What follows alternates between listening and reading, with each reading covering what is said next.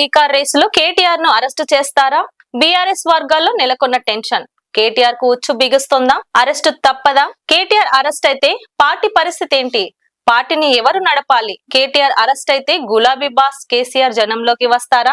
ఇలా అనేక ప్రశ్నలతో బీఆర్ఎస్ క్యాడర్ లో అయోమయం నెలకొందంట.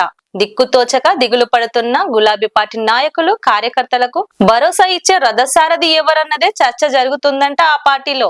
ఇంతకు గులాబీ పార్టీ పగ్గాలు చేతపట్టి ముందుకు వెళ్లే నాయకుడు ఎవరు? బీఆర్ఎస్ నేతల్లో జరుగుతున్న చర్చ ఏంటి? అధికారం కోల్పోయి కష్టాలు పడుతున్న బీఆర్ఎస్ పార్టీకి మరో పెద్ద కష్టమే వచ్చి పడింది. ఫార్ములా ఈ కార్ రేస్ రూపంలో వచ్చిన ఈ ఇబ్బందులకు కేటీఆర్ తో సహా పార్టీ నేతలు దిక్కుతోచక తికమక పడుతున్నారట. ఎప్పుడు ఏం జరుగుతుందో తెలియని అయోమయ పరిస్థితి ఉందట ఆ పార్టీలో.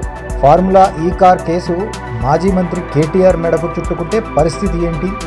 ఈ కేసులో కేటీఆర్ను విచారించేందుకు ఇప్పటికే గవర్నర్ నుంచి అనుమతి వచ్చింది. ఇప్పుడు ఈ వ్యవహారం అంతా ఏసీబీ చేతికి చేరింది. జనవరి 7న విచారణకు హాజరు కావాలని కేటీఆర్కు ఏసీబీ నోటీసులు జారీ చేసింది. కేసులో ఇన్వాల్వ్ అయిన అధికారి అరవింద్ కుమార్, బిఎల్ఎన్ రెడ్డిలకు కూడా ఏసీబీ నోటీసులు జారీ చేసింది. ఈ నెల 2న విచారణకు హాజరు కావాలని ఆదేశించింది. అయితే అధికారుల విచారణలో తెలిపిన విషయాల ఆధారంగానే కేటీఆర్ను అరెస్టు చేస్తారనే సందిగ్ధత నెలకొంది. ఏసీబీ దర్యాప్తులో భాగంగా తొలుత కేటీఆర్కు నోటీసులు ఇచ్చింది కనుక ఈ నెల 7న విచారణకు పిలిచి ఆ తర్వాత ఆయనను అరెస్టు చేసే అవకాశం లేకపోలేదని పొలిటికల్ సర్కిల్లో పెద్ద చర్చ జరుగుతుంది. ఫార్ములా ఈ కార్ రేస్ పేరిట 2 విడతలుగా దేశం నుంచి విదేశాలకు పెద్ద మొత్తంలో డబ్బులు తరలి వెళ్ళాయని, అక్కడి నుంచి తిరిగి ఎక్కడికి వెళ్ళాయనే దానిపై ఏసీబీ లోతుగా విచారణ చేయనుందట.